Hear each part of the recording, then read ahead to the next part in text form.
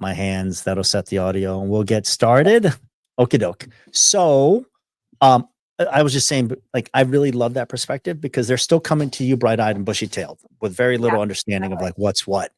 And then that guidance around why I chose to buy an existing one versus why I went down the path of finding one, renovating it, all those. There's financial implications in there. There are ease implications in there. There are refinancing implications in there. I got crappy tenants and I got great tenants implications. All of that stuff is real. So we'll touch on that. I love that. Okay. Yeah, that sounds good. And also the time aspect of that too. People do not understand. And then the other thing that I really want somebody's perspective on, and I think you're a great one, is I want cash flow. And it's like the idea that people are losing sight of is in real estate investing, like most real estate investments that work, is the first year, the greatest benefit is tax day.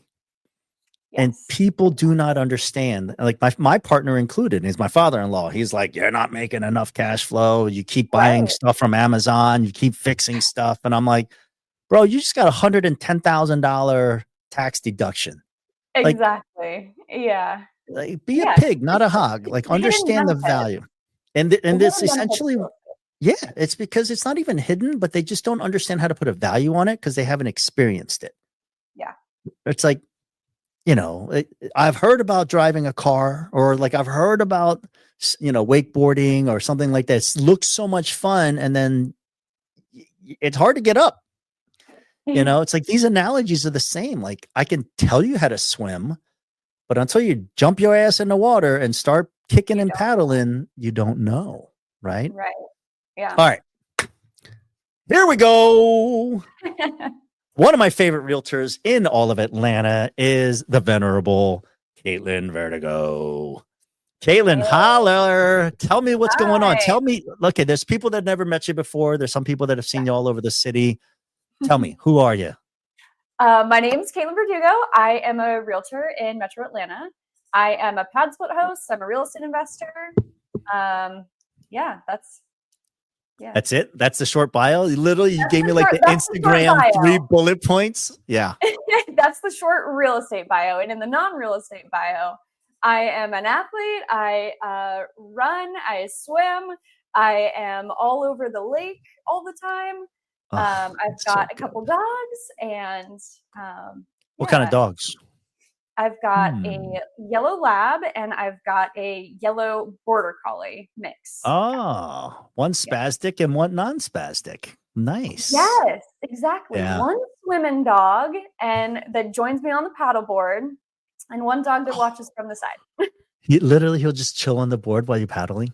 Oh yeah, that's so cool. I see that all the time. I'm just like, I have a French bulldog and she's stupid, and she'd be like, oh, and she'll fall, and like it's bad. Like, she's got to wear a little life vest. Like, it's a hot mess. It's a hot mess. But she is super cute, and my wife loves her to death. So it is what it is. Yeah.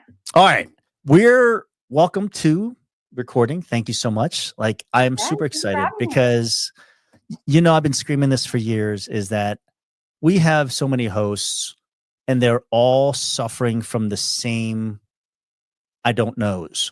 And like right now, until recently, everybody's kind of been in their own little silo and figuring this out, and they're figuring it out on their own. And like, I just think that's stupid. Like, we have this community of dope ass investors. A good majority of them are like, they're here for the right reasons. They understand that we provide affordable housing. They understand that they want to be real estate investors. They have other options.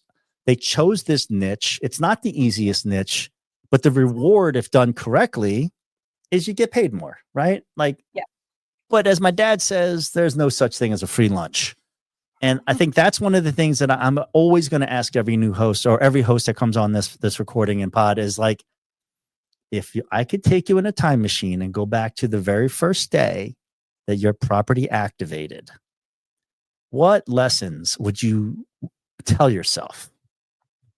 Yeah, so I would remind myself that this is an active investing strategy, This is not just passive cash flow, unless, you have a asset manager or property manager that's really putting a lot of time into it. But if you're self-managing, this is a business. You are starting a business. You are not going to make all of the money instantly. This is a persistence game and a consistency game. And it's just like starting any other business. You have to invest the time and the money, and you will respond to phone calls at 11 o'clock at night. You will, combined with the real estate aspect of it, which is you're solving everybody's problems at the house. You are doing all the maintenance of the house, but you're also having your customers and or your clients, and you're responding to them and providing that customer service. So it's a business. It's a real estate business. That sounds terrible. Like, it's not terrible. I know. So tell me why you're doing it. So I love CoLiving because I love providing that customer service while also getting the benefits of owning and investing in real estate. So yeah. I've ran businesses for 15 years across many industries. And the customer service aspect is one of my favorite parts of it because I like making people happy. I like providing a good product. In any and all of my businesses, I like providing a good product. And so when I can bring that aspect into real estate investing, and have this relationship with the tenants and have this ongoing relationship where we see each other in the hallways when I go to the house, I'm like, oh, how's your job? How's work? Oh, I used to do that when I was, in college, like you. So I really like that aspect of PadSplit. Okay, I'm going to ask you to brag on yourself a little bit here, okay? Now that you've been in a little bit, and now you've met a whole bunch of different hosts, and you're part of our network, right? You're a realtor on there, you're a host on there, you're property managing some stuff on there. When you look across the horizon at your competition, are you fearful? Are you excited? Are you in the middle? Tell me what the opportunities as your entrepreneurial little brain or big brain is like looking at it like, oh, like I want to channel Joe Rogan and the guy who owns UFC. I can't think of his name. But he looks at it and he goes, everybody else is kind of here. And I'm a little bit of a savage and I can kill this marketplace. Yes. And that's essentially what I look at the opportunity of it is like people aren't competing the way you're competing. So it's like, I tell my kids all the time, thank God people are average, because then you'd have to compete. If they weren't, you would have to compete with 97% of the rest of the world. But instead, you really have to compete against 3 or 5% of the world. And it sounds really heinous to say it that way, but like, that's how I view the opportunity in CoLiving. Absolutely. That's how I view it on our platform, because like we're 5 years old. Nobody knows how to do this very super well. Some people are figuring it out quicker than others. What do you see as the opportunity? Yeah, so I am super excited about this opportunity because I like delivering that high value product. And so I've got 2 PadSplits right now of my own, all hardwood floors throughout, like all freshly painted, all freshly renovated. We provide above and beyond furniture and amenities and cleaning and services and all of that a lot of other PadSplits don't provide. And so we've seen an increase in tenure. We've seen just like an overall increase in satisfaction. A lot of people will come into our PadSplits and say, oh my God, this is the most beautiful house I've ever lived in. Yeah. And that's the goal, right? That's the goal. That's why our average room rent across all the houses, our average room rent in Metro Atlanta is $225. Yeah. For a shared bath. For a shared bath. Yeah, because everybody would say, oh, she must have all private bathrooms. No, you don't. Nope, I don't. But I do have better customer service. I am super responsive to messages.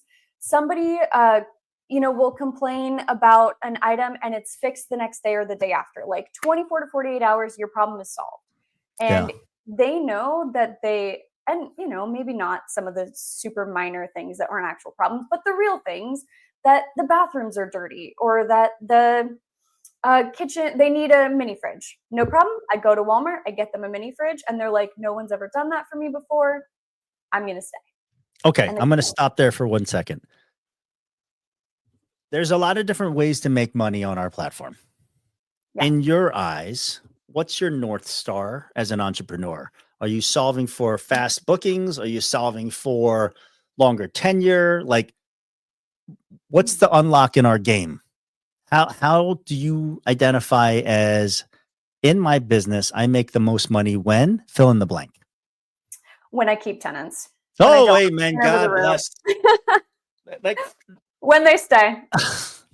Yep. It's just math. It's math. 6, 7, 8 people paying $800+ and $900 a month. For you, $220. You're paying $1,000 a month.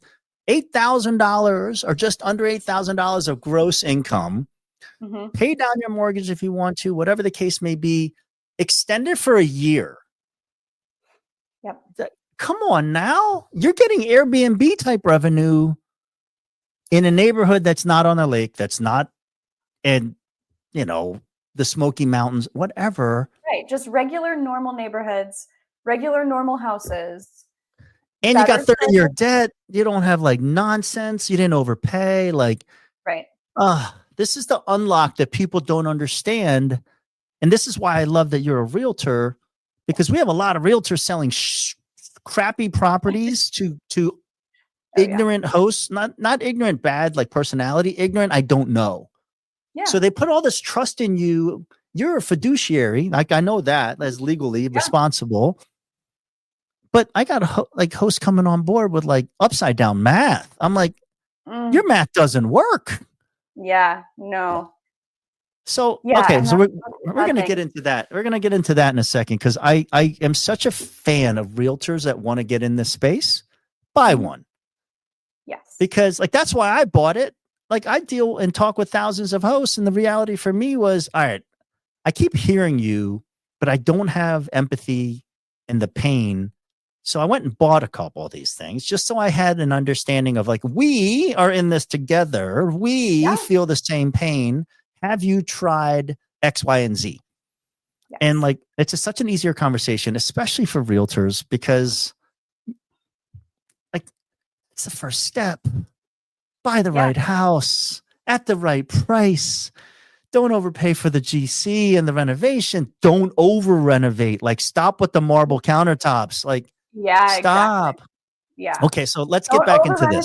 And add to that, help people see problems they don't know exist yet, because those have been my problems. Mm-hmm. I know they exist, and I can help people avoid those problems, like having an air conditioning unit for the entire house instead of a multi-zone unit. Yeah. So, oh my God. So like, it just makes sense, because people don't understand. Initially, people think that we're a self-driving autonomous car. And I always use that analogy. Like, we do a lot of things really well, but we don't do all of it. So if you don't figure out how to get value from our platform, like a tool in your tool belt, like, we're the best in class right now. Like, I joke, like, I'm still here because we're the 800-pound gorilla in a niche that I think is going to explode, because the economy is like, it's really scary. And like, the people that it affects the most are the most vulnerable. Yeah. And we provide a product in a asset class that doesn't exist. Like, you tell me where you're going to go find an apartment complex, all utilities included, for $1,000 in a good neighborhood. And that's the part that people don't understand. Like, why is my house not booking? Because your house is in the ghetto. But it was cheap. I know. Like, would you want to go there at 10 o'clock at night? You tell me. And they're like, no. And I'm like, why do you expect your customer paying you $800 a month to want to go there at 10 o'clock at night? Right. Come on, man. Like, we got 8,000 rooms in Atlanta. They can transfer. 22,000 rooms in the country. They can transfer. Yeah. That's it. You can't change the location. But another story for another day. All right. Time machine time. I'm going back in time. Okay. Doo-doo-doo, doo-doo-doo, doo-doo-doo. All right, Caitlyn, after your house activated day one, what are the biggest lessons learned that you can wish you can tell yourself? Do additional screening. Okay. Have an idea of who you want in your houses and what your expectations are, and talk to people that have requested about those expectations. That was my number one frustration when I first came to you after our Yeah. first house activated. That was the number one thing, is that we kept getting these bookings and they weren't a good fit for the house. And so I knew, or I learned that I had to decline some requests, even though I really would have preferred to fill those rooms. But because I learned that lesson within the first however many weeks and after our many Yeah. conversations, Yeah. I was able to, you know, meet, I was able to match the expectations of the house with the members that I was taking in, and updating the listing to reflect that. And then we started getting good people, and now most of them have not left. Right. Like, So, yeah. and this is the frustrating part. Nobody that owns real estate in this world can really relate to the experience of the person that's there. Like, they go back 20 years or 30 years when I was in college Right. or where I was working or starting out. But the empathy that's there and the assumptions and preconceived notions of who that person is, that's been the most eye-opening part for me. And I grew up kind of rough and tumble. But the reality for me when I talk to hosts is these members that pay 150 to 250 a week, they're seeking value. The Mhm. ones that we want, the ones that I have in my house, the feedback is I'm getting good value from what Yeah. I'm paying you. Right. Yeah. And it's like, it's not just a commodity. It's not just a room. It's not just a bed to lay down my head. There's value in what I'm paying for. And that's a differential. Like the old school host was like, we're a commodity. Every room's a room. I'm like, Right. I'm going to kick your ass. That's And I right. hope you And keep we your do. mentality. We kick their ass all over the We do place kick their asses. Yeah. because they may get a lot of bookings, but a lot of churn, or they So much. may have friction between members. Like, I don't Absolutely. have any of that nonsense. Like, Nope. my members, Okay. like, and to your point, the best thing I heard you say is you set expectations and Yes. then you hold them to it. Yeah. Like, expectations, reality, in here lies resentment. One of my favorite sayings I learned, and it makes so much sense. Right. So let's talk about this. Setting expectations for the house and holding to it, and Mhm. screening members. First lesson, chalked. Okay. So if you're new, listen, you don't have to go through the same problems, right? Right. How And do I you don't incorporate that? don't accept every booking request. Not every No. request is a good fit for your house. As the That was young kids would say, Caitlyn, don't be thirsty. Stop being so thirsty, like, but it makes sense because in the beginning you have such anxiety. yes. My And you house is just want to vacant. fill the rooms. You want to fill the rooms. You want to fill the rooms. Exactly. And then you fill the rooms, and then they're bad.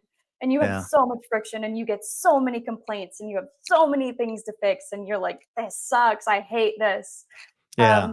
But if So you're let's gonna let's do it in dig into incremental that a better little way. bit. What do Yeah. you ask? What's your go-to? Yeah. So when they request, I say, do you have a few minutes to hop on a call?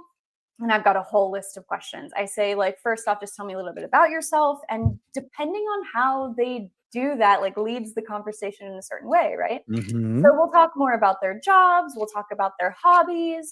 And then I say, I just want to make sure that we are setting the right expectations for this house. Everybody cleans up after themselves. Do you clean up after themselves? Yeah. After yourself? And if they stumble or they hesitate at all, I'm like, it's pretty clear that you don't. You don't. No, You're I just mean, gonna tell me that you do, right? yeah, I do. Of course I do. Uh, oh yeah, for sure. I clean up after myself. Okay, no, I know you don't. Okay, so I'm kind of ending the conversation. I'll go through the motions of the rest, but that's Oh done. my God. But It if you're like, sounds so corny. That's important in a co-living facility. so important, I feel like that's one of the biggest complaints, is that the house is dirty, or not my houses, but what I've heard from other people, that the house is dirty, or that there's dishes in the sink, or Yeah. that there's roaches, or that it's all just stemming from the people aren't cleaning up after themselves. Like, this is a co-living space. We all have to live in harmony, and we all have to do these things. You have to clean up after yourself. You have to be respectful. If we hear that you're playing music at 2 a.m., I'm going to give you a warning, and then I'm going to kick you out. Mm-hmm. Because that is not the vibe that we're going for. And so, yeah, those are do you clean up after yourself? Do you have any kids? Do you have any pets? Do you have any dogs? Do you have any cars that aren't registered on the platform? And we'll kind of go from there based on those answers too. But everything has to be in line with what we're looking for. And a lot of times, the people that we're getting to are like remote workers or college students, or the older people that are like, I work 9 to 5, but I just want a quiet place to stay. And that's our place. Mm-hmm. There's a niche within the niche. And I think that's the fun part about it, is like, I have historically always said co-living as a niche is more similar to Uber than it is to Airbnb. People always associate us to Airbnb because it's real estate. I look at Uber as saying, all right, a ride is a commodity, a car is a commodity, but there's different levels to it. Mm-hmm. My daughter goes out. When I order her an Uber to come home late at night, because I don't want to go drive at 12:30 to pick her up, I send an Uber Black. Why? Because the assumption is I'm going to get a better level of service, there's safety, and all this other stuff. Same mentality. Yeah. And our platform, as it continues to grow, those levels start setting themselves, right? And those opportunities, they're developing right in front of our eyes because we're creating them, right? We use price point as the vetting point, right? Yeah. And there's a demand and supply dynamic that, we're working on and we're getting better at. But the thing that's really happening because of people like you, the members in the houses are talking about it. Like, it used to be, why do we not have any referrals? Because when I came here, I was like, what's going on? Why do we pay so much for new member acquisition? And I was like, why don't we have more referrals? Because I came from a company that all they did was refer, right? Okay. And they're like, yeah, we've asked members, and they feel kind of shamed that they're living in a house with 6 other people. And I was like, oh, they're having a shitty experience. Yeah. I don't want to share that. Exactly. Right. I'm like, that's a product service problem. Mm-hmm. It's not 100% accurate to say we're all like that. And this is when I get so excited when I meet hosts like you, because like I used it like a sports term, you lift the floor, right? And then it's like more people are talking about it, more young professionals, I have, work from home IT professionals in my house. Yeah. And she's like, this is just a math decision. I could pay you $900 or I could pay $1,800 for an apartment, no utilities. She's like, I don't love everybody in the house, but they're all respectful. And I'm saving $1,000 a month. And she goes, that just makes sense to me. Yeah. And then she had the nerve to do this, which is my favorite. And you're going to show me how to buy a rental property. I'm like, oh, hell yeah, I am. Hell yeah, I am. Absolutely. Like, because you're now getting it. You're now exposed to it, Okay, so screening. Well, let me comment on that really fast. Uh-huh. So one of our very first residents said, like, in her profile, that she worked from home. She's a doctor doing telemedicine, working from home, living in our PadSplit. And she loves it so much. She's like, this is one of the best places I've ever lived. Yeah. And I was like, well, why aren't you buying a house? Like, you made great money. And she's like, why would I? Exactly. I don't want to maintain a house. Exactly. I don't want to do all the house stuff. I don't want to pay for a house. I want to live in a nice place. And she has told multiple people about us. And she's one of the ones that helps like keep the community alive and strong and really good. Yeah. You know what that's amazing for? Okay. This is called planting seeds that you bear the fruits later. Okay. You're expanding your portfolio. Yeah. So now the customers are telling you there's more of me out there. Oh yeah. And like, I have this vision because I dropped my kid off at college and I was just like, how can they drop 50,000 kids on the same 3 days? Because they had a system. Like, they had people lined up with dollies. People got one drop off. You came through the line during your time slot. You dumped all your crap into these dollies. These guys took you to the room. You're done. Go park your car and be a parent and go set it up.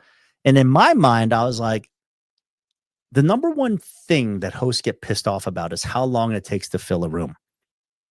So in my mind, it's like, I'm going to launch a new house and I have a portfolio of 3 houses of 20 people in there. Hey, listen, you guys know my game. You know my brand. I'm opening this house. You're telling me the 20 of you don't know 6 people? Right. Because that network is not my network. I'm not filling it with my network, but I have to leverage the network of people that have earned the trust. So that brings me back to this other conversation we're going to have later. As our platform grows, the CV House brand is going to have value because people are going to say, book one of her rooms. Wait a minute. This is reverse. Book one of her rooms because this is what I'm referring. I'm not referring the whole platform. I'm referring that lady's house and experience because that's all I know. Yeah. And that's when I view this as like, oh, brands in service levels are going to outweigh general pop. You're going to keep your houses full because you've earned that, you know? That has already happened, actually. I love that. Okay. So between the first house and the second house, the first house filled, I think it was 45 to 60 days till like we were full. The second house, I sent it out to all of the rooms that I manage right now. Yeah. And it was full within 30 days. And then people at one of the houses were referring their friends to our new house that opened up. And we had a few people say, oh, I want the master. Master was booked in 1 day with the ensuite. So unfortunately, we had too many people requesting the master, but they would have all transitioned over. And they're like, okay, great. We know the quality. We know what we're getting. This house looks just the same as this one in the quality of renovations, the furniture, everything is the same. We love this quality. Go right here. And we were full in 30 days.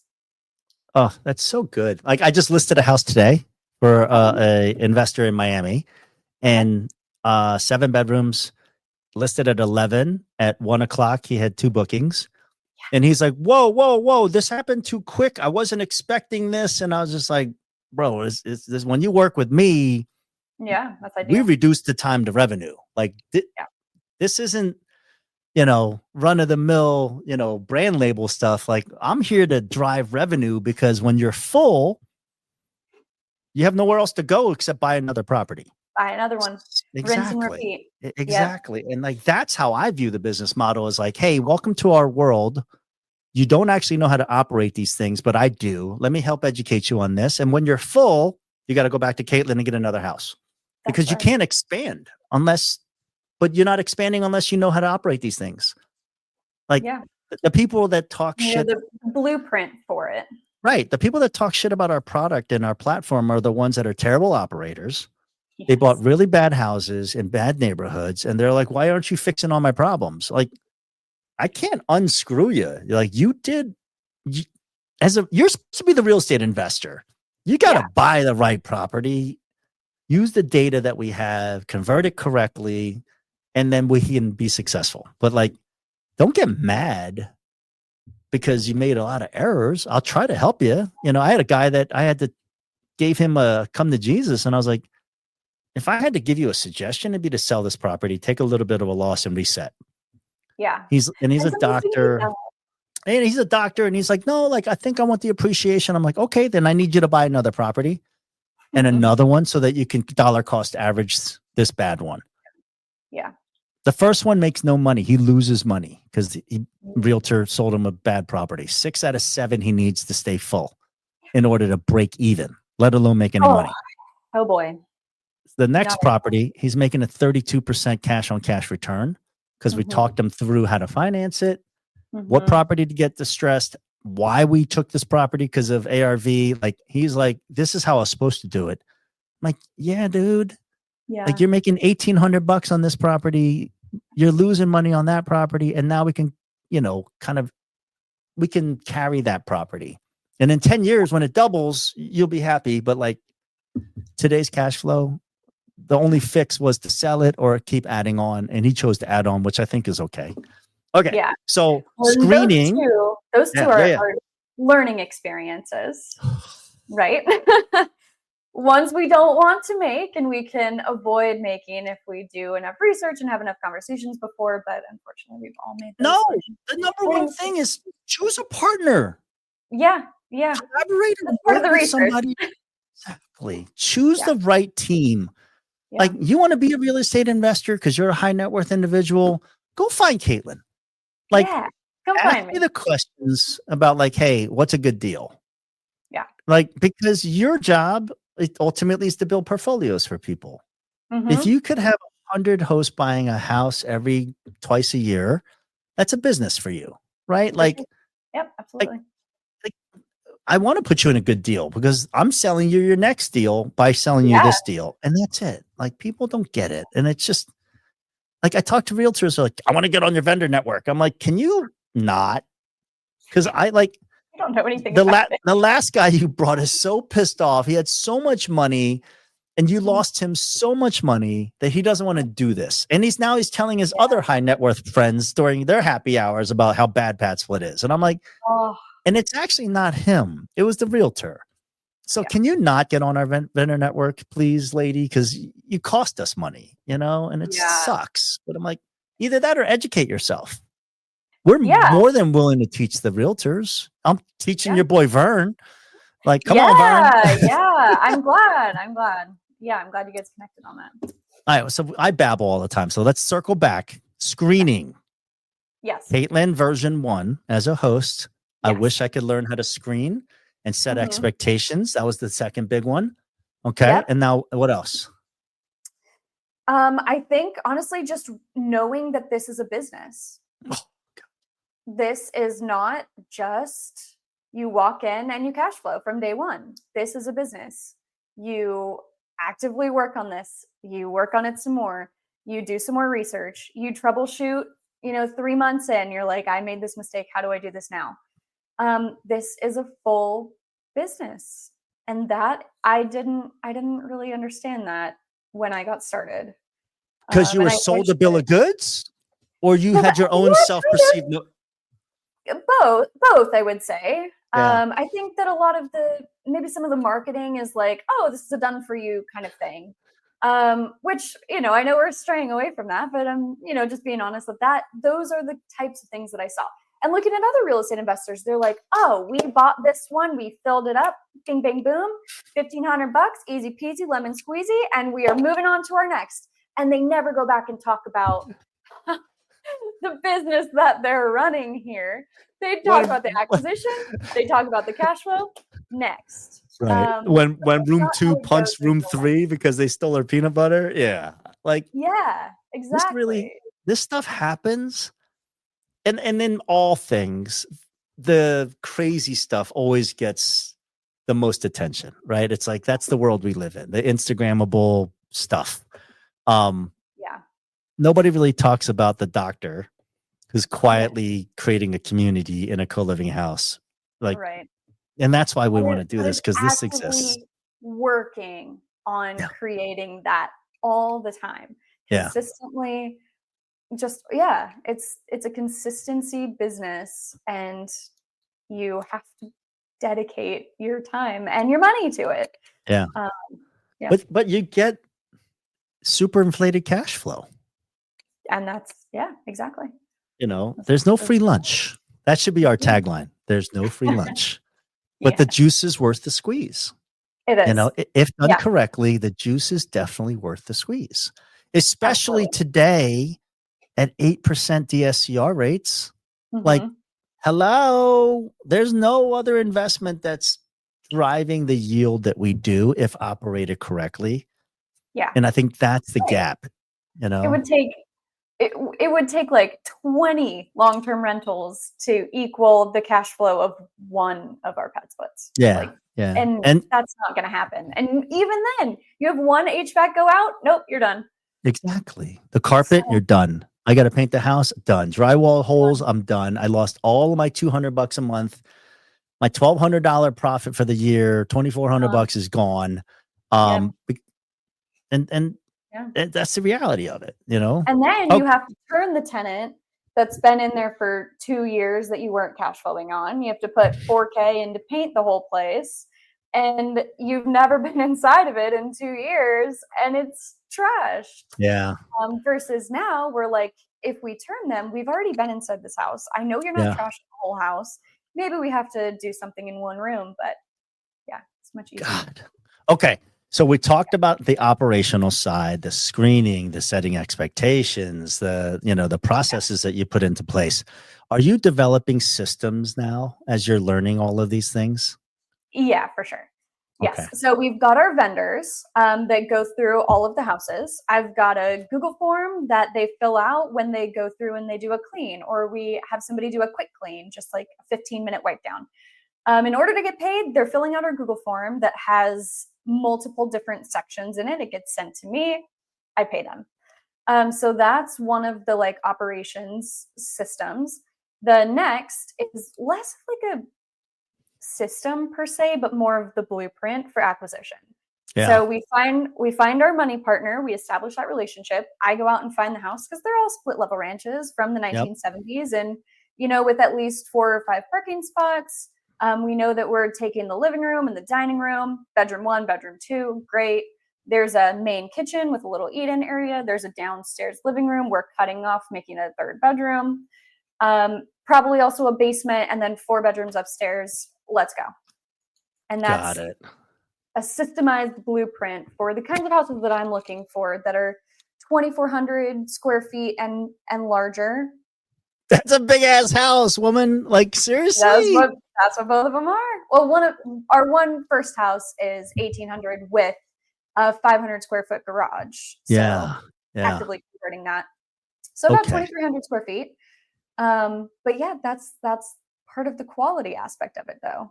If it's a super small house and super small rooms. Okay, so do you have a sweet spot, like Goldilocks, like number of bedrooms? I feel like 8's probably good. Because of the cash flow, the revenue side? Both things. I mean, I've been in the PadSplits that have 9, 10, 11 bedrooms, and it's a lot. That's a lot of people in one house. I think that's too many for me. And I think as long as we're at 6 or 7 bedrooms, we're cash flowing. Like, all good. It's maybe 1 or 2 or 3 people have mini fridges, and then they share one main fridge. More than 8, I just feel like it's kind of a lot of strain. If you have 2 public bathrooms and 1 like ensuite bathroom, that's 4 people using, or maybe 3 or 4 people using each bathroom. That's kind of the max. Yep. And I just don't see a lot of other houses that have a lot of, or 4 bathrooms, right? The like 4 3s are the common kind of split level ones that you can do. And it's usually 4 2.5. They just lie to you on Zillow, right? But we convert those to 3. But exactly. Yeah. But they're not usually 4 4s. Right. 4 4 is somebody else renovated that bad boy, and they put in another bathroom. So for us, like, I search by bathrooms, like just like you. Yeah. Yep. Like, people talk about privacy. I find more success with privacy in bathrooms than necessary, because all the rooms are going to have locks, right? Like, if I have a host in Jacksonville, one of my favorites, and he's like, now I'm looking at, they're not en suites per se, but he's putting in, because those are cinder block, like crawl space houses down there. And he loves those. He goes, I get access to plumbing. And he goes, I'm doing 6 6s. So they put the same lock code on room 1 and the bathroom in room 1. And that's their bathroom. And there's 6 bathrooms throughout the house. It's not attached, but you're assigned to that one bathroom. There's no nonsense. So he's like, and I can get there, so I select houses. He selects houses based upon access to plumbing. Like he loves a shotgun house. Like if you think about it in Atlanta, Campbellton, that stretch along 20, the old cinder block, crawl space, shotgun house, one long hallway, room.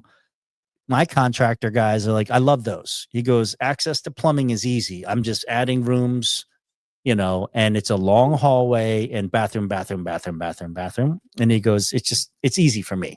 He goes, you give me these like poured concretes. He's like, I gotta do all sorts of stuff. He goes, for you as the investor, property selection makes a lot of difference in like the end goal that you want to do. And he's the one who's like, just reverse engineer it. And I'm like, you're speaking my language, my man. Yeah. Like, I reverse engineer everything. Yeah. Okay. And I mean, there's, multiple ways to skin a cat, right? I don't want to do that kind of construction. I am better. I mean, I'm obviously on the MLS all the time. And I know these neighborhoods. I know what the houses look like. I know what I'm looking for. The second I go into one, I can tell within 30 seconds if I'm going to want it or not want it. Yep.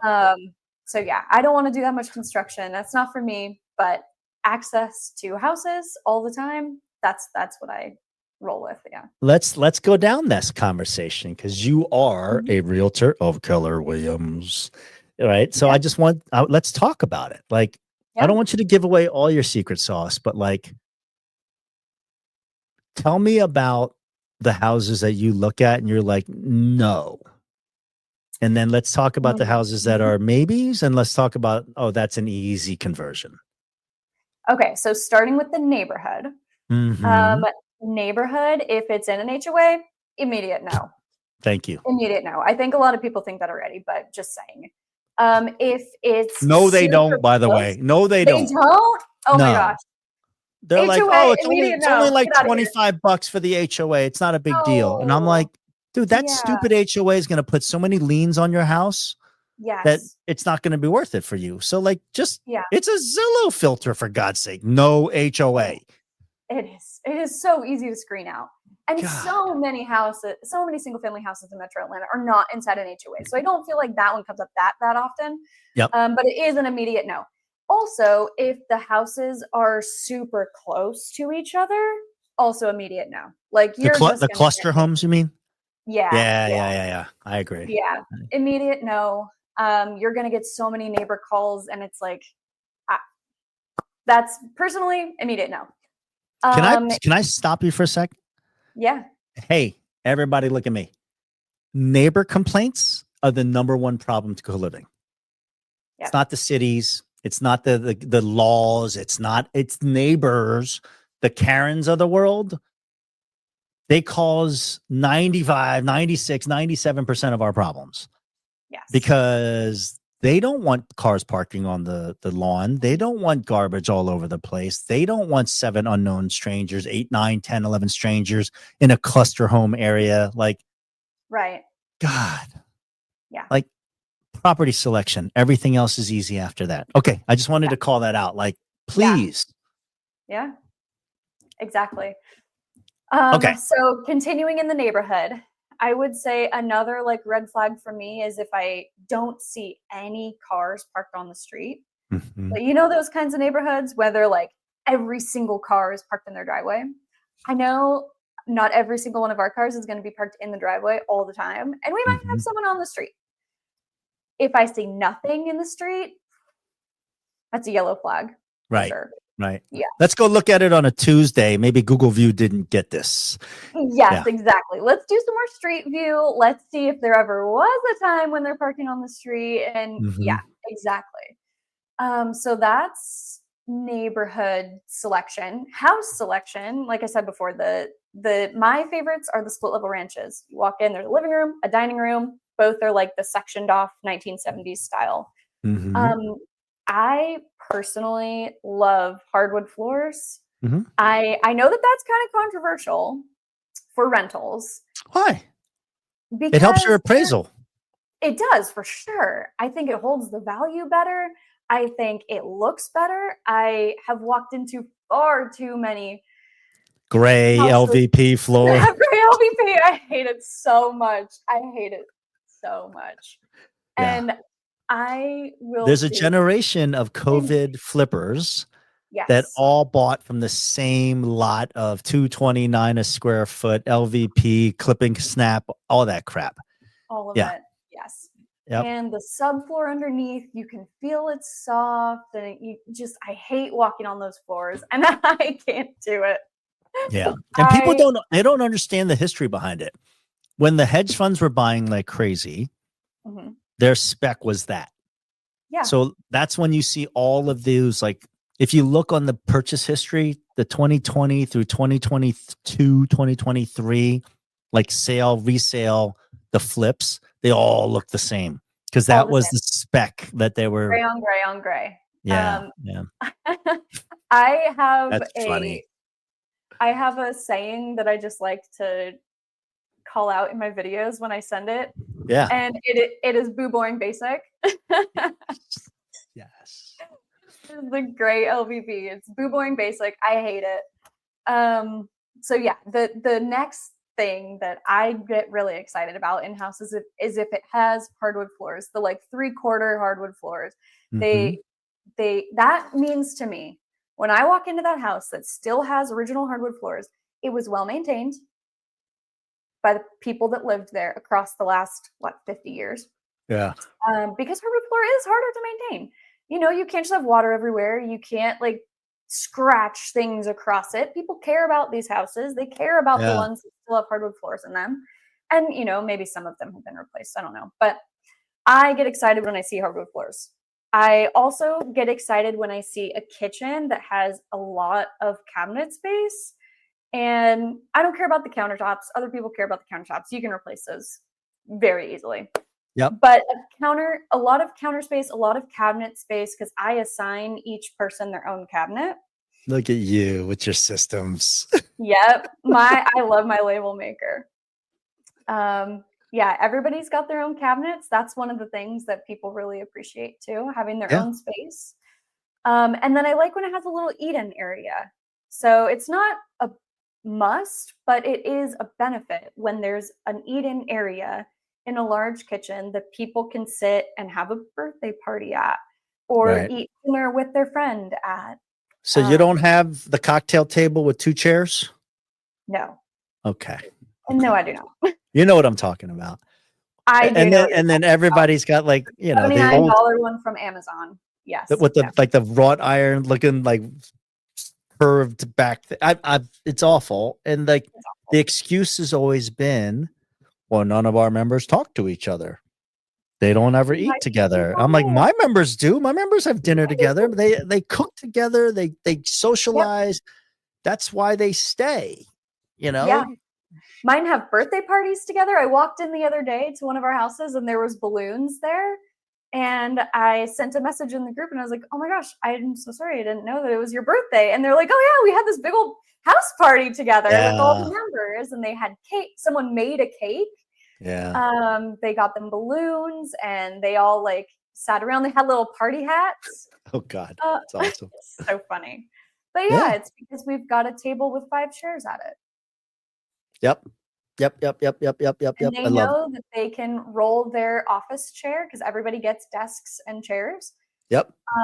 They know that they can roll their office chairs out there too, and they can have 9 chairs. So yeah. Okay. I love that. Okay. So continuing on.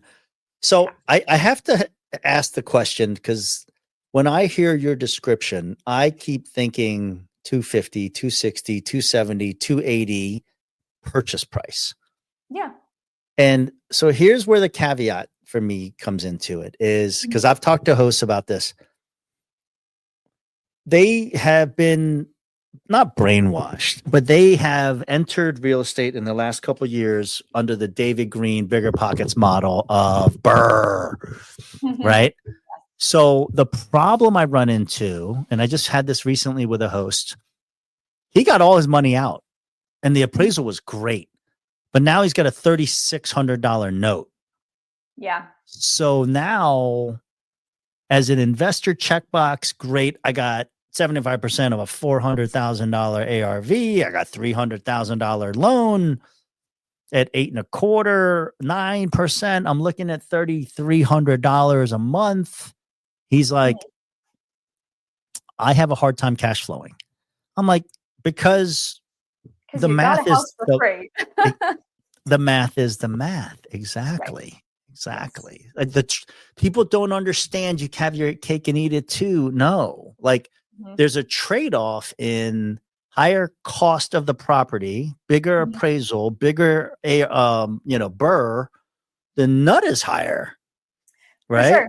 Yeah, for sure. So we bird our first one also. And this is why I'm a fan of 8 bedrooms, because our first purchase was a burr at 6 bedrooms, but it has a garage. And so we're currently in the process of finishing that garage into like an entire suite. Because you have to lift the revenue side. Yeah. Exactly. Because we had the exact same thing. We got a house for a couple months of renovation and got almost all of our money back out of it. But now we have a higher mortgage payment than we do at the other house that we just bought for $280. Yeah. Because our ARV was $400 and we got, $300 back out, $300 back out. And now, and the rates are higher. Because when you're doing an occupied refi or an occupied purchase, you have to use a different kind of loan, a different lender, different terms, all that stuff. So, so our 6-bedroom is harder to cash flow with the, but you got no money in it with the standard of old, right? Yeah. But with better rooms, better rents, better service, lower tenure, we're still cash flowing and we're still very happy about the amount of cash flow that we get from that. And then with the garage space, we'll get even more. But yeah, a burr is great and it has its pros and cons. Yeah. Yeah. Then I think that's like, and I think we come across that a lot because a lot of our investors are relatively new. Yeah. Like the old seasoned dogs that have 90 properties, they come to us. They're just like, whoa, as soon as the lease is up, I'm converting the next one. But their cost basis is 2008. They don't owe anything on these. Like they're just killing it, right? They're printing money. Right. The new investors, high net worth W-2s that are like, I better get into some of this real estate stuff because I just got kicked in the teeth on crypto. I got kicked in the teeth on the stock market. I got kicked in the teeth with this president and the tariffs and all this other stuff. So they're coming. They go to YouTube University or Bigger Pockets. They hear burr, burr, burr, burr. And then they're like, well, can I get all my money back out? Yeah. You can. You can if you find the right deal at the right price with the right amount of renovation. You have the right contractors. You have the amount of time. Exactly. You have the right lending partners. You have the right strategy. Yes. Yep. There's a lot of nuance behind that statement, and I think that's where people get into trouble is they get so focused on one thing, they lose sight of all these other factors. And it's like, to your point, can you make it work? Yes, when your revenue's higher. Yeah. At $220 a room, it could kind of work. But if you imagine you being imagine you're in Houston and you're $165 a room. Right. And now all of a sudden you're like, I don't cash flow. I need everybody to be 100% occupied to make a couple $100. I'm like, and they're like, well, PadSplit doesn't work. We're mechanically, we're doing everything right. You bought wrong, and like, that's a tough thing to tell somebody that like they bought wrong. I'm like, but that's the reality. All right, let's get back to this real quick. There's something that I want to talk about as before you call Caitlyn and you're ready. I want you to consider this thing. If I'm an investor and I'm new, what are the pros and cons of, do I buy an occupied PadSplit or do I work with you to go find a brand new distressed property or not distressed property and renovate and start over? What are the pros and cons? Yeah, so there are a lot of pros and cons to each of these strategies. The conversion takes more time, takes more boots on the ground to do the whole thing. You have to have more vendor contacts. You have holding costs. You have Vacancy, you have to start everything from scratch, which is a pro and a con. If you're going to start it from scratch and have a really good product, do that. And you know your numbers and you have some cushion, maybe, do that. If you don't have any of those things and you just want to walk into a cash flowing kind of property that you don't have this kind of control over, but you do have, 25% down, you have a vendor contact, i.e. me as a realtor that has those connections, that's an option too. And it might cash flow more, it might cash flow less, it depends on the deal. The cons to the occupied property, though, are it's a different kind of loan. It's a different kind of lender.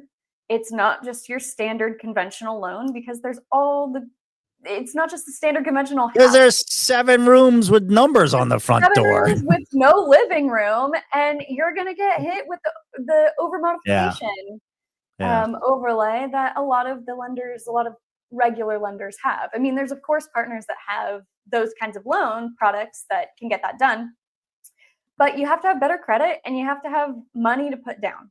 Yeah. And so if you've got those things and you've got the connections, then maybe that's the route you want to go. If you don't have the time or the construction knowledge and pouring rain, and furnishing knowledge and all of that, go occupied. Got it. If you've got this, go conversion. What are the downside risks of going occupied? It wasn't a product you started. You have to come in and solve someone else's deferred maintenance problems. You don't have control over the people that are already in that house. You didn't establish that community. You have to solve for the tenant issues. You have to come in and say, we are going to disturb you guys for the next 6 weeks as we're making all these repairs. Yeah. The cons to that too are also you might be sold a cash flow that doesn't happen with you as the new owner, or the transition time destabilizes a stabilized house. Yeah. How'd you make so much money? Because you never did any maintenance. Right. That's a big one, right? Yes. And the other thing, you didn't have. Go ahead. But the pro on that is actually cheaper. Yeah, usually they're cheaper than just like regular houses. Right. But to get into it, it's less cash out of pocket. Yeah, because it's only 25% down. You don't have to do furnishing. You don't have to do 25% of this one plus furnishing plus renovation. Yeah. You just have to do 25% of this one. Yeah. So I have a buddy of mine, Locke, and he's my homie. And I joke, I'm like, he keeps introducing me to what I've now dubbed the Indian Mafia.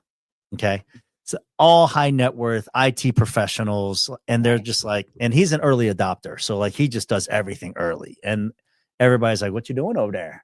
Like, what's your cash flowing over there? So I met with them. And one of the learnings from them was, if I buy distressed for, let's say, 150 and I do a 50 reno, it's time and money out of pocket, out of cash, or it's a hard money loan at a bigger interest rate. And then you take on 2 points of risk. One is the hard money guy says my ARV is 350. And then your DSCR guy says your ARV is 300. Right. Yes. And then you're coming to the table with the delta. So you have to be good as a real estate investor to be like, I appreciate the 350, but I'm going to underwrite it at the 300 and make the deal work. So that's one thing.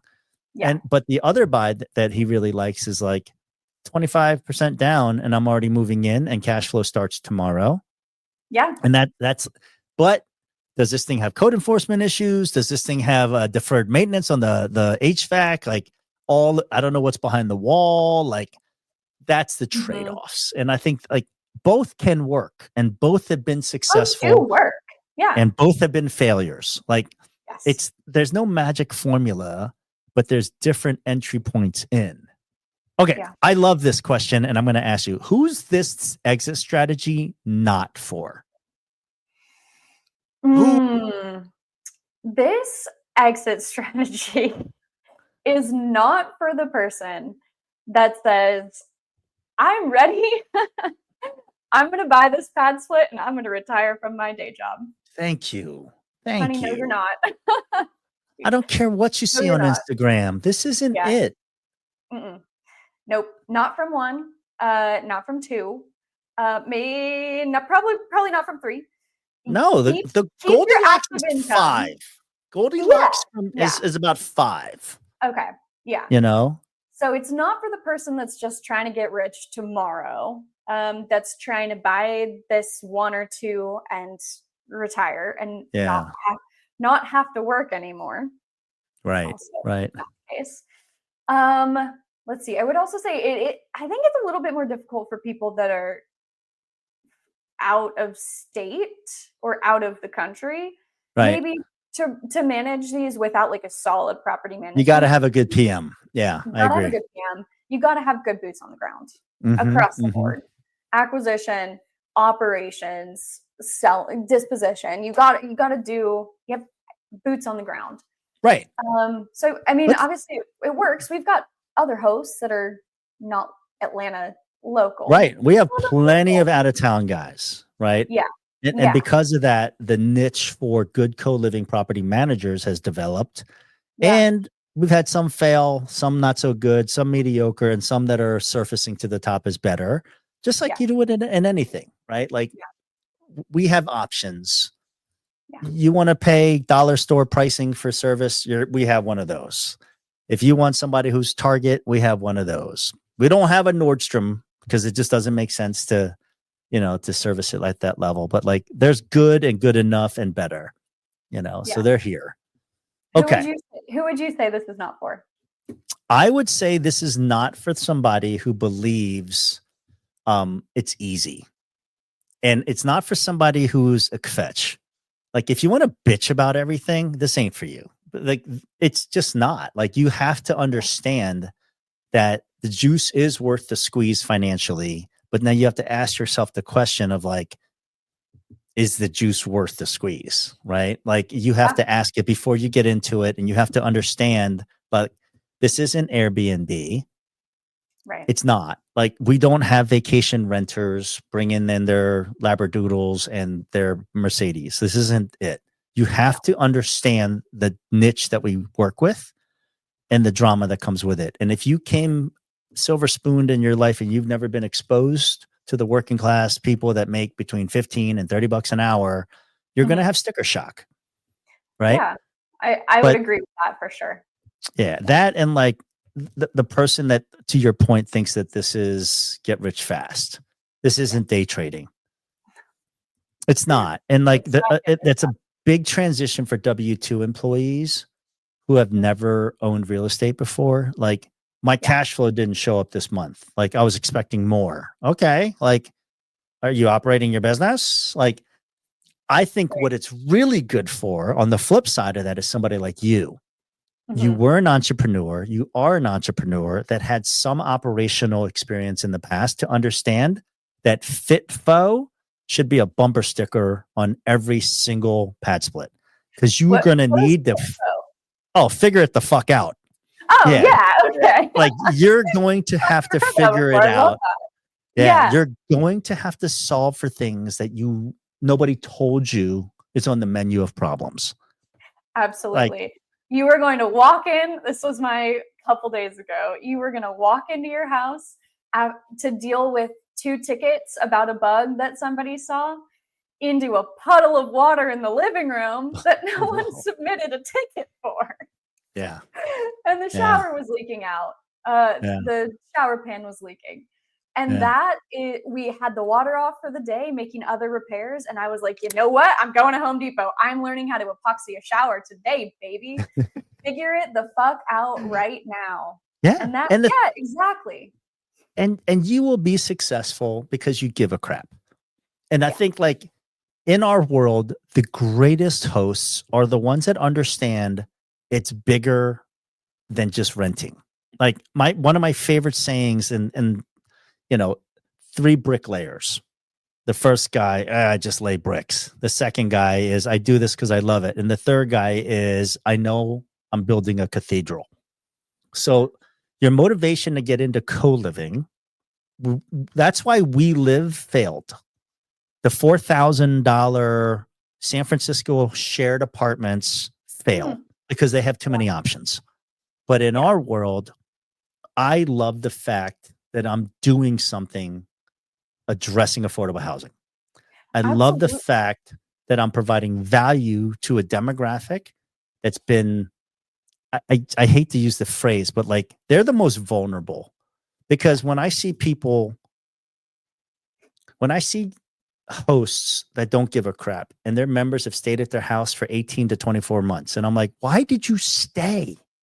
And they're like, oh, I didn't know if I had another place to go. I knew what I was getting here. And I'm like, we have 8,000 rooms in Atlanta.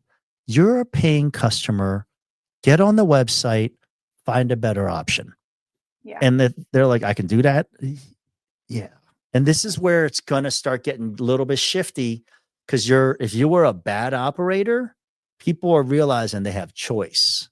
Oh, and the empowerment of the customer. So I don't know if you know this, like historically, in a previous life, I was a consultant for Accenture.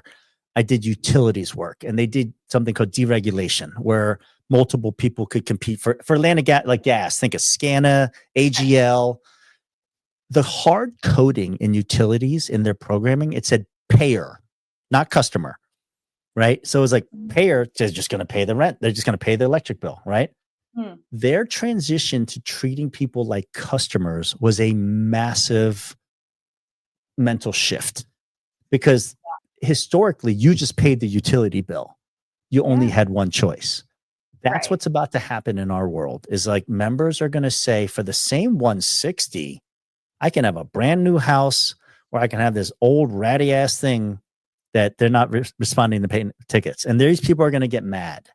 And that's what I mean by like, I love hosts like you that raise the floor because you believe in what we're doing. You believe that you're providing value and you're holding yourself accountable to putting out a better product and you're getting rewarded.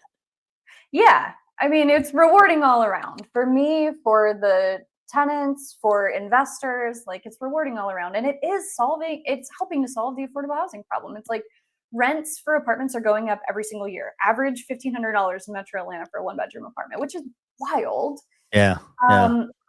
But yeah, we're providing such a better service and such a better experience. And it's the one bill solution also. Like I don't think that's talked about enough. That like it's fixed ink. I hate to say it, like it's fixed. Yeah. My members know what they're going to pay. Yeah, exactly. And they can budget around it, and like they know what they're going to pay.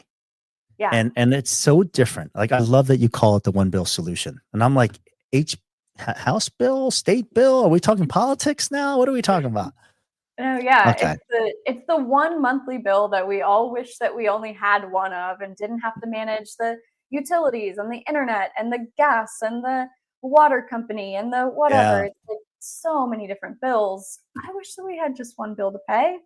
And so I think that like that aspect of it too is very convenient to our members, that they only have their one rent and they know that it covers all of the things. It covers high-speed internet. It covers monthly cleaning, covers I pay for toilet paper and the paper towels. They don't have to worry about any of that. Mm-hmm. They have more time on their hands to go work their job, make their money, like improve their lives by not having to manage all of the other things, because I've got systems for all that. Right. They don't have to have systems for that. I want two little Instagrammable things. One, I'm a high net worth individual and I am looking for a realtor. What questions should I ask? If I heard about this thing about CoLiving and I'm interested in about it and I'm interviewing realtors, what questions should I ask? I think a great one to start with is, do you have any experience in CoLiving? Because 99% of them do not. Yep. 99% of realtors will say, I can sell you this house, and they can't help you do anything else besides that. Exactly. Okay. Question. I love that. I think that starts and ends that, right? Like go find a realtor. If you want to get into this as an investor, I love that. And then I'm going to flip that around. It says, I'm the high net worth individual W-2, and I come to you and I go, hey, I heard you own some of these. I want to work with you. What questions would you ask me? Are you ready to start a new business? Yeah. Yeah. So what about time? What about like, what should I expect? Like, I've never owned real estate before. What are the intrinsic values of owning real estate? Like, this was a great learning for my partner because he thinks like a W-2. Yeah. And he did not understand any of the ancillary benefits of owning real estate. What are those? Oh, so many. You've got the debt pay down. What do you want my whole list of them? I want the list because people don't know. Like, People don't know. Do you know what RMD is? No. Required minimum distribution. You need to look this one up because this will target an entire target base of customers for you. If you are retired and you have a IRA, right, and retirement, when Social Security starts, like at a certain point, they require you to take a distribution. Yeah. So like high net worth individuals are being required to take $150,000, $200,000 distributions out of their retirement plan, right? And they're taxed as income, and they don't have any more income, right? But they're being taxed on income. And I'm like, if you bought a house with that every single year, you would get the tax depreciation off of that and accelerated and bonus depreciation because this president just reinstated that. Like, did you not know that you like if you're going to renovate a house, they don't know because they've never done it. All right. I'm going to let keep going. So, pay down. Somebody else is paying down your debt. Someone else is paying down your mortgage. You've got the appreciation. Atlanta metro area, average 4 to 6% every year. Obviously, it was different with COVID, but 4 to 6% on average. Yeah. On average. So over the course of 10, 20 years, that's hundreds of thousands of dollars that you have made. I think, one of the other ones too is being able to use your retirement account to invest in real estate. One of our partners used her IRA to help fund our self-directed IRA. Her self-directed IRA. It also had a few other quirks to the transaction. It's a quirky thing, but yeah. It is, but it worked out. It was just fine, and she gets those benefits. Let's see. You've also got cash flow, obviously. You've got the tax benefits of being able to buy a new house every year and take the mortgage interest deduction on your taxes. You can do a cost segregation report and lower your taxes even more. Let's see. What else? I feel like that's a lot of things already. Bonus appreciation is real. Expenses are real. You have yes. Okay, so being able to use all of your like expenses as deductions to your regular income. I do that across all of my businesses because I'm a real estate professional. Because you're a real estate professional, right? Yep. So like these are things that people just don't know, but they're on the sidelines or watching a ton of YouTube and they're just like, I might want to get into that. I'm like, if you're making over 100, 150 grand a year and I hate to say it, but if you're single, right. And you have this, like, instead of your Starbucks and your nails and your fancy car, like I always look at 40, 50-year-olds because that's the demo that I'm in. Right. But like, I'm talking to my 18-year-old and 19-year-old kids the same way. The people that are doing different things early, they're set for life. Like if they're building a portfolio with their first job, their FHA loan, 3.5%, and they're getting into a multiplex, right? Yes, and 3 other people are paying it. They're house hacking. And then they leave that in a year and they buy the next house and they use an FHA loan again. And they're just building a portfolio. By 30, by the time you ask somebody, I do, you have this portfolio of cash flow. And in every 10 years, that property essentially doubles in value. Like, I wish somebody had told me this at 25 versus 45. Because time is your greatest asset in real estate. That's what people don't understand. Yes. I'm funny you mentioned that. I am giving a presentation to Kennesaw State Real Estate Society about house hacking in a couple months. And when I was talking to the leader of that group, she was like, what do you think that this demographic would want to know? And I'm like, number one, hands down thing is house hacking. And I honestly kind of feel like that's like the best start to co-living too. That's it. Because they can get in with an owner-occupied loan. you rent out all the rooms to your friends, just like you would in renting an college. apartment in college.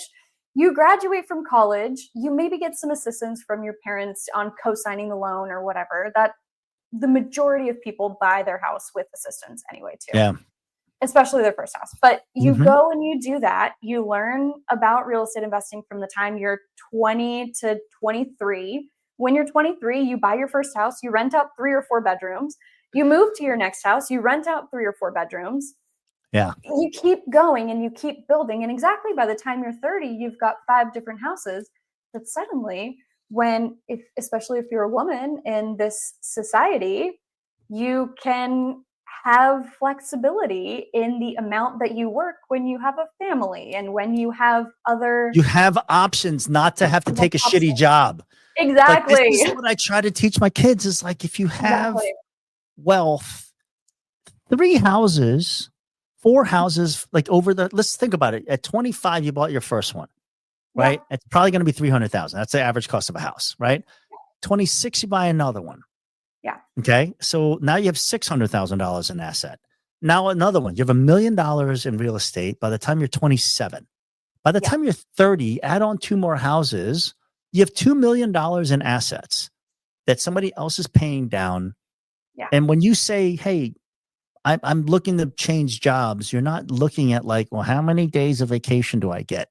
No, you have the freedom to not have to be a sheep. And like, I don't know about you, but like these 19-year-old kids that my kids are friends with, like they just going through college like it's good Charlie Brown fraternity pledging, all good times. I'm on the other side, like, how many of these jobs are going to get replaced by AI? How many of these jobs are going to get swiped out in terms of like, I don't need to hire 1 million college start interns for this stuff. But how would you like to be? I own 3 houses. I make $3,000 a month. I don't really have to do a crappy job that I don't want to do. You have flexibility in the job choice or to start a business. I am an advocate of not having any job at all. Exactly. Just start a business and do it from there. And I don't think that you know this about me, but I was one of those college kids that was running a business. Mm-hmm. I love that. Yeah. No, what was the business? Because when I was 16, I got a job teaching swim lessons. And I realized that when I turned 17, that I could make more money if I did private lessons. And then I was like, you know what? I could make even more money if there were 7 of me. And so when I turned 18, like you got to be 18 to get an LLC and insurance. When I turned 18, I got an LLC. I hired 7 employees. I ran a swim school. And then I went to college. While I was in college in the business degree, I had 20 employees and 3 oh my God. And that's I had awesome. 500 families, about 500 families every summer. And I did that for 5 years. And I was the CEO of the swim school. And then I hired a general manager to manage the whole thing while I did like big picture operations stuff. Yeah. And still did a few swim lessons because I did love swim lessons. Were your parents entrepreneurs? Yes. My dad ran a business for 30 years and my mom had many a side hustle. Yeah. So I've always been an entrepreneur. Like once we had our first kid, I was like, I was getting on a plane every single Monday and getting off on a Friday for consulting. And I was like, my wife's like, listen here, chump, you better figure something out. So we bought a distribution company for 15 years. So like all through my kids' life, you know, my kids were like, daddy drives and delivers bologna for a living. We owned a Boar's Head distribution company. But there's pictures of them in the truck and like time flexibility was to learn. Yeah. My kid, he has bar mitzvahed and my wife's Jewish. And I was like, you're going to go buy a power washing set. I love that. And he started, he's like, what do you mean? It's like $2,000. I'm not doing that. I was like, shut up. Let's get in the car. So we went up there, met this lady. I have a friend of mine who owns like an entire power washing business. He's like, go see Large Marge or whatever her name is. And she was like, I heard about you. And like cigarette hanging out her mouth. And she literally walked him around. She's talking to me. I'm like, oh no, I'm not here for me. Talk to you're here Biscuit. with him. Yeah. Mm-hmm. And so they went around, got all the pieces, all the parts, all the things. She showed him how to use it.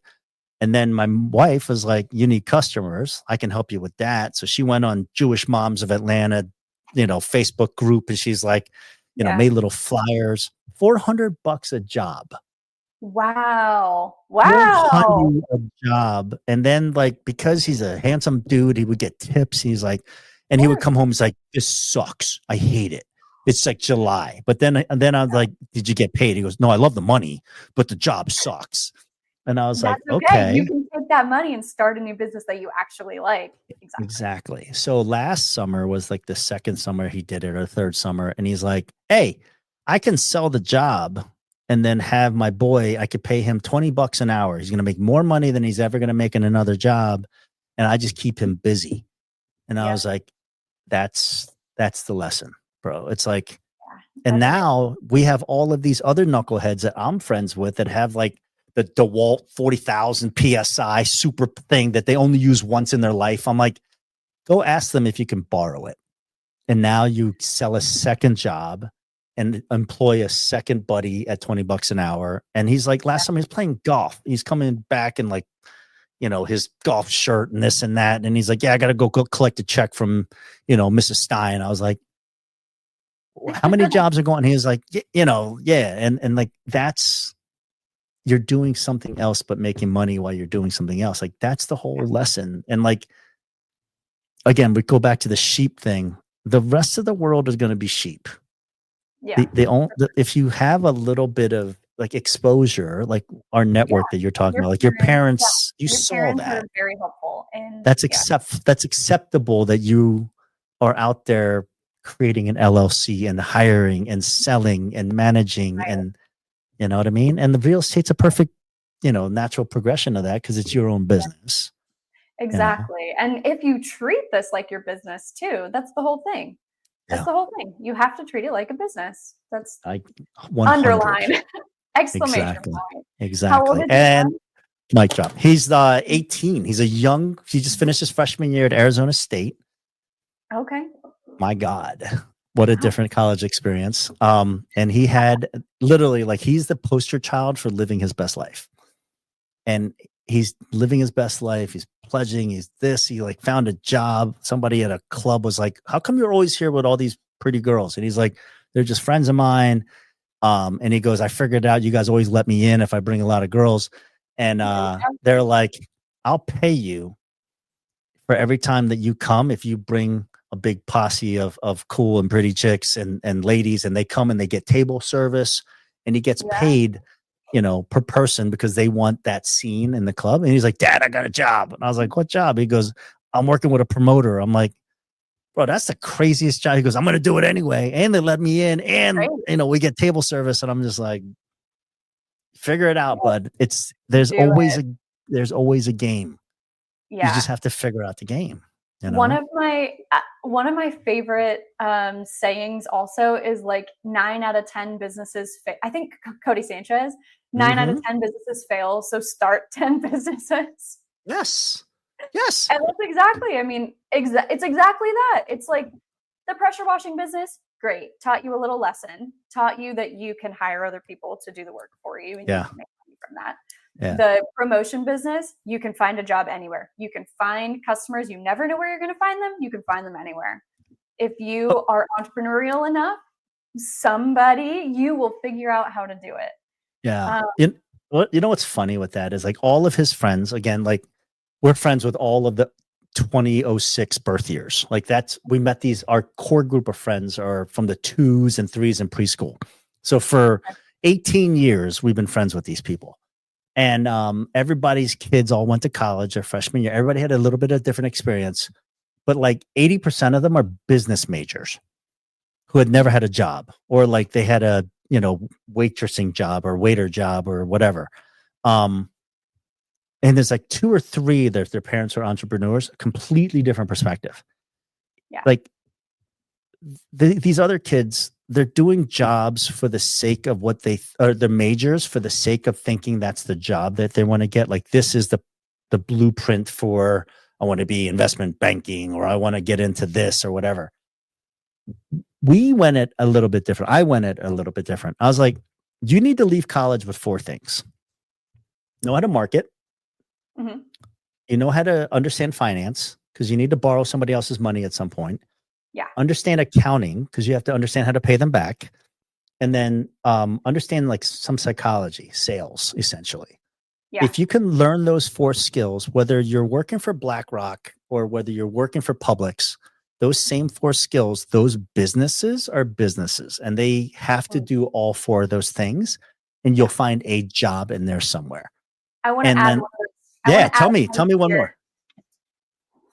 You have to be able to communicate professionally. Written form, on the phone, in person. I would say though, written form is almost one of the most important ones. And I mean, maybe I'm biased because I'm a realtor and I literally make money with emails. But yeah, one of my favorite things is to like track how much money I've made people with my emails. And it's crazy because when you're negotiating due diligence, you can write an email persuading somebody to cut the purchase price or to give you closing costs or whatever, and they'll do it. Yeah. They'll do it from your email alone. Yep. And so I would add communicate professionally to that list. And funny story about that, what you just said about the business major. I started as a child development major because I was teaching kids swim lessons while I was running my swim school. I decided that I wanted to change to a business major because I was running a business and I was pretty good at it. And they kicked me out of the business major because I am not good at I was not good at college algebra. Couldn't do it. Yo, my kid literally failed his core math classes his first semester. He had to retake it his second semester. Got through by the skin of his teeth to get into these other second and third level classes that he needed to get into. Yep. And I was like, can I tell you something? I've run multi-million-dollar businesses my entire life, and I don't use any of that shit. None of it. I use a calculator, and I go back to the answer of like, does it make me money? Right. I was like, what algebra teaches you is you have 2 out of the 3 core things, and you can make a decision without all the information. That's essentially what algebra is. And when I explained it that way, he's like, oh, that makes sense. And I was like, bro, nobody's going to ask you what a freaking isosceles triangle is. But if you have 1 degree over there and 1 degree over there, you can answer me what the 3rd degree is. That applies to everything we do in the world. And like, that's the differential between entrepreneurs who raise their kids that way and W-2s are like, well, you need to get a secure job. I'm like, you are in marketing. Like, you're probably going to be unemployed faster than I'm going to be employed, or you're a copywriter.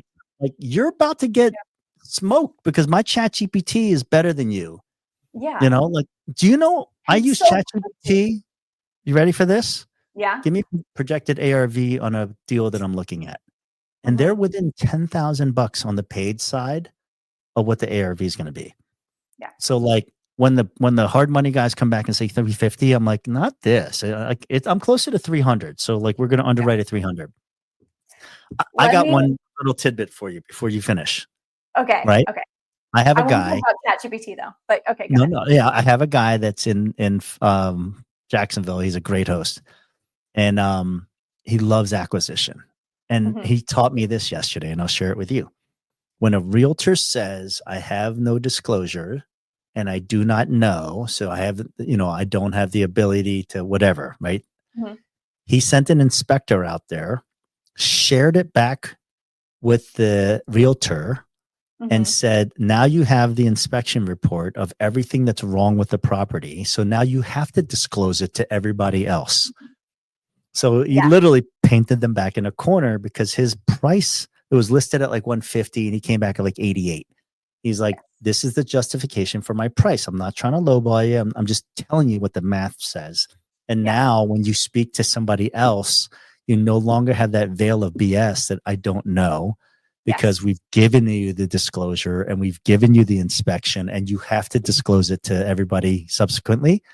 And they laughed at his offer, went away. A week later, they came back and took it because by law, they have to disclose what they know now. And I was like, dude, I never knew that. I never knew that. That's one of my All right. favorite tricks to use on the buy side is to say, in the state of Georgia, we're required to disclose material defects. And so Exactly. if you go back to market knowing that the foundation is whatever, you're going to have to put that on the seller's disclosure. And so when I go back to this listing, I will flag it. I will report it to FMLS if I don't see the updated disclosure. And they're like, okay. F you, but yes, you got me. So what do you want? I'm exactly. Like, let me send you my email. And That's then we awesome. went. Yeah. Exactly. But like that, nobody knows the mechanics of it until you get to the granularity. And that's the reality. Like our business is a perfect example. Oh, 4 bedrooms, 7 bedrooms, you make a lot of money. In the granular, there's a lot of stuff that we got to talk about. Like our business is made in nuance. But I want to go back to your ChatGPT thing. Tell me. Okay, so I love ChatGPT. I use ChatGPT for everything. If you were like, I'm looking, and off of the real estate topic, if you're like, I'm looking for a new car, these are the specs that I'm looking for, give me an entire table of all of these specs, it will do that for you. And it will tell you exactly which car to buy that will suit your preferences. But you can also tell ChatGPT, this is what I'm looking for in my deals. And I'm going to tell you initially what I'm looking for in my acquisition. I'm going to tell you all the things that, here's where we need to be price-wise and where we need to be renovation, and tell me all of and I'm going to tell you all the strategies, the BRRRR, the long-term hold, the flip. I'm going to tell you all these things that I'm looking at. I want you to keep this as just a template. So then when I open it again, I'm like, here's the details of this house. Which strategy does it fit? And will it work for me? And that is amazing. Yeah. Like I'll give you another great use. Cause like, so that the Facebook group and the cohort and the community that I'm building, right? It's like one of the big things is the listings. Like, I don't know if you've gone back and taken a look at some of the stuff that I'm doing with listings. Yeah. Like the houses that are like Gainesville house. Yes. I was like, come on, homie. So then I took the listing, I put it in the ChatGPT. I go, I need something better. And it spits out this emoji filled listing that talks about safe and secure doors, enhanced co-living and, top rated hosts and, the location. Literally, it changes the number of views, which then lead to bookings. Like how we reverse engineer these things, other people aren't doing. So it goes back around to is sheep are sheep, and we are what we are. Yeah. I'm gonna improve that a little bit, because you can tell ChatGPT, this is my target demographic. This is my audience for this house. Yes. Give me the points that these people would be looking for, and then put it in my listing. Yep. And then amazingly, like my boy Chris in Jacksonville, he had like 34% occupancy across like 6 houses. I'm like, what the frick's going on? And he's like, listen, I do this full time. He goes, treat me like a piece of clay. He's the one that loves acquisition, the one that told me about the thing. And he's like, I'm having operational issues. I got a great PM. She's willing to do anything I want. I just want to give her different direction. And I lead with community. I know you and I've talked about this all the time. He's like, hell, I'll try it. So he changed his listings and he put on the literally a flag, like banner. It says, this is a community PadSplit. He goes, and he started changing the screening. He started changing the listing to narrow down the avatar that he was chasing. And now like his rooms are, I think he's like just crossed 70% occupancy. He's putting on new properties. He's looking and building and acquiring properties for that purpose. Like he's reverse engineering it with intent versus like, well, I thought if I just did it and put the doors on, you guys would handle it. And I'm like, no, it could work like that, but you can't be upset at the result because you gave it no direction, right? It's like telling ChatGPT, solve the world's hunger problem. Right. Where, how, when? If you narrow down the focus, you're more likely to complete something. He took that on head on. He literally shows up at every webinar. every like open hour. And he's like, all right, I got questions. And bang, bang, bang, bang. And he's a doer, which I love. He's Yes. like, I'll do it. I'll test it. I'll let you know. I'll do it. I'll test it. I'll let you know. And like some things fail, some things don't, but he's always iterating. And then he's taking the best, creating your SOPs. And he's like, oh, I could build 100 of these now because I've Yeah. always been good at. He buys like $80,000 homes that are ARVing for like 220. Wow. And he's like, he's juicing. Yeah. It's like his acquisition skills are so good. Now he's tightening up his operational skills, and he goes, no, I could scale this all day long, And I'm just like, oh my God, you're dangerous, but you're awesome. Yeah. And that plays into the research that people need to do and the business that this is. It's like the house might not always need the time, the tenants might not always need the time, but the actual business, if you want to grow it, needs the time. You have to do the research. You have to join the Facebook groups. You have to go to the meetups. You have to talk to other people that are doing this thing to realize, oh, I could put a flag on my listing. Great, I'm going to do that. Yep. And what you told me initially with our very first listing was that the listing sucked. Like it needed to have the top tier host and the little medals and stuff. Yeah. And once we made those changes, that's how we got full so quickly. I mean, we spent 3 weeks bitching about the requests that we were getting and denying, getting again denying, screening again denying. And then as soon as we changed it, everything changed. And then we were full. Because you're now had control and you were intentionally managing your business. Yeah. You're getting results from that, which is its own, what's the mental serotonin, one of those tonins where like it just feels better being right. It feels good. Positive results from positive actions are real, and then you're like, oh, that was good. How can I make it great? And you iterate. How that was good, and you just iterate. Let's do another one. Let's do another one. Let's do another one. Exactly. I have a question just before I let you go. Yeah. For private money lenders that work with you, like, and there's a whole world of private money lenders out there that are like, dude, I've been doing like multifamily and getting hammered. Like, I welcome them into our ecosystem. The ones you work with, what's an average return that they should expect? 10 to 12% is what we're offering. Under what time frame? Annualized. So a PML, if they only want a short term, then 12 and 2 maybe. If they're going to fund a BRRRR or if they're going to fund a flip or something like that. If they're going to be like a long-term hold partner, we're doing like 50-50 splits. And they bring all the cash to close, all the cash for reno, furnishings, everything like that. We're doing 50-50. And you operate the hell out of it. Yeah, I'm the whole reason it makes money. Exactly. Yeah. No, this is the point. Like, this is where people don't understand is like, we as an organization have always felt one owner, one host.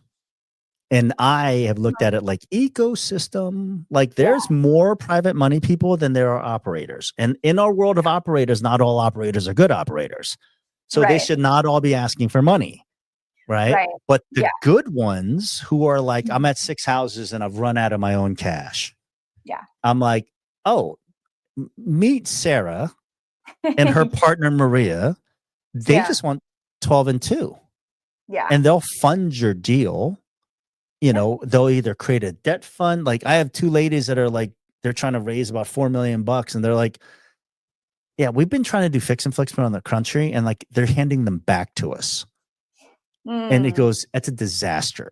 She's like, but they're like, we'll fund your deals because your deals work. And I was like, yeah. I was like, what do you mean you'll fund my deals? And they're like, no, like we'll just be a debt fund. And I was like, seriously, I don't have to go beg my father-in-law for more money?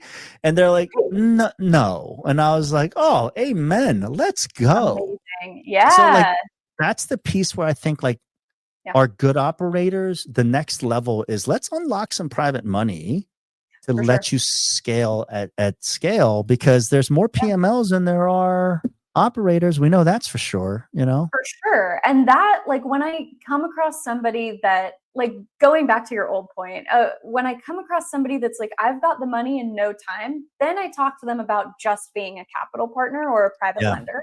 and not getting into the whole business side of it. But I let them know, I'm like, I'm going to run the business and you're going to fund it and you're going to get the returns, and you don't have to be going to the meetups and doing the podcasts and whatever. You don't have to do that stuff. You're going to get your money to work. I'm the operator, but you have to let me be the operator. And they all agreed. Everybody wants that has the money and no time. So if they don't want to be a full operator, they could just fund our deals. Exactly. All right. How do they find you? I'm going to put this at the very beginning. You can Google me, you can text me, you can Facebook me. I've got a link tree with a whole bunch of resources in it. I've got, those are the ways. Email me, you can call me. Love it. Okie doke. You're the best. Thank you so much for your time. I appreciate it. This is a good combo. It's so easy because like, I would tell you, I always joke, like my wife doesn't want to talk shop with me. Like when I talk to other hosts, I'm like, oh, what about this? What about occupancy? What about this? And my wife's like, I am so sick of your occupancy and your, PadSplit discussions. And I was like, oh, let me go find more friends that want to talk shop. Exactly. Yes, exactly. I love it too. All right. Thank you for being you. I appreciate your time. I'll talk to you soon. Okay. Bye.